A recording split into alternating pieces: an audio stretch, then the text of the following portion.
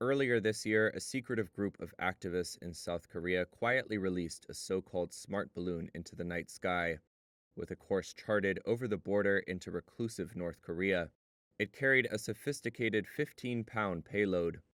When the group launches them, they may include mechanical leaflet dispensers, bundles of speakers, or GPS trackers. The activist group has been developing these intricate devices since 2016, with regular launches since 2022. The group has not previously discussed its activities with the media.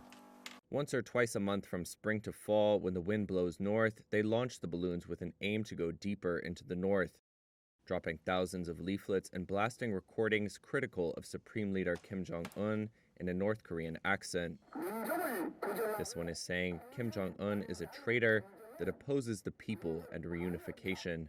Balloon warfare between activists like these and the North took center stage late last month when Pyongyang sent more than 1,000 balloons south, most filled with garbage and reportedly manure. Pyongyang officials said these were retaliation for a propaganda campaign by North Korean defectors and activists in South Korea. The Seoul-based activist group that flies the smart balloons is among these groups. It's known as the Committee for Reform and Opening Up of Joseon. Joseon is often used as another name for North Korea. The group was founded by a North Korean defector and now has around 30 core members.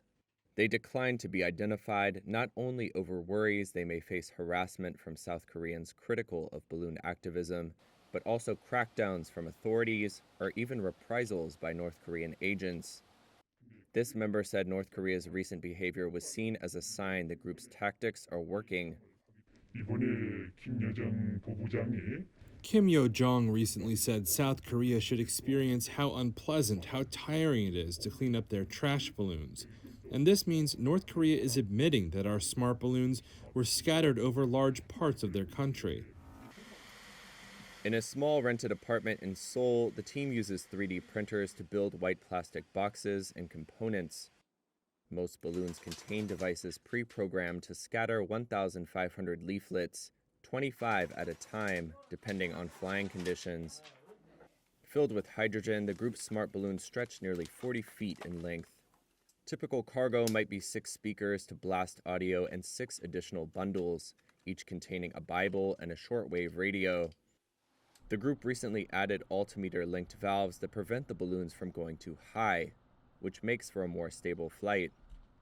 They estimate their balloons have a 50 to 60% success rate of going further than a dozen miles or so north of the border, with batteries that last for days. The flights are controversial in South Korea, with some residents arguing the balloons are confrontational and put them at risk. And with no way to independently verify where they land or what average North Koreans might think of the contents, it's a debate as to how effective they are. Despite all that, the committee said they have no plans to dial back their operation anytime soon. This should never be stopped, for the sake of the North Korean people and their freedom and rights, by delivering information on freedom.